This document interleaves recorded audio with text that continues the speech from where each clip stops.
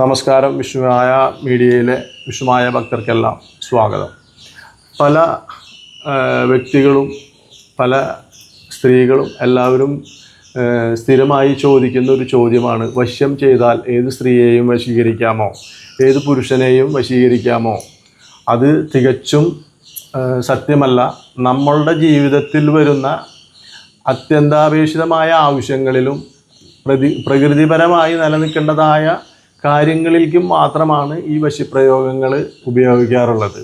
സ്ത്രീ പുരുഷ വശ്യം എന്ന് പറഞ്ഞാൽ നിങ്ങൾക്കൊരു ഇഷ്ടപുരുഷനെ ഭർത്താവായി കിട്ടാൻ ചെയ്യാം.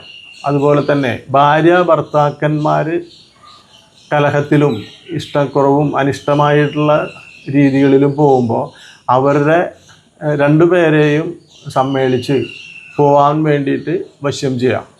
അതുപോലെ കാമുകന്മാർക്ക് അത് പ്രകൃതിപരമായിട്ട് ഉള്ള കാര്യങ്ങൾക്ക് മാത്രമാണ് ഈ വശ്യം ഉപയോഗിക്കാൻ പാടുള്ളൂ. നമ്മൾ മനുഷ്യർ ഔഷധ സേവ ചെയ്യുന്നത് പോലെ തന്നെയാണ് നമ്മളുടെ ദോഷങ്ങൾക്ക് പരിഹാരമായിട്ട് മാന്ത്രികം എന്ന് പറഞ്ഞ വസ്തുത കണ്ടിട്ടുള്ളതും അതുപോലെ തന്നെ ജ്യോതിഷവും. അപ്പോൾ ഈ ജ്യോതിഷവും മാന്ത്രികവും ഒരു സമം എന്ന് പറഞ്ഞ പോലെയുള്ള സമ്പ്രദായമാണ്.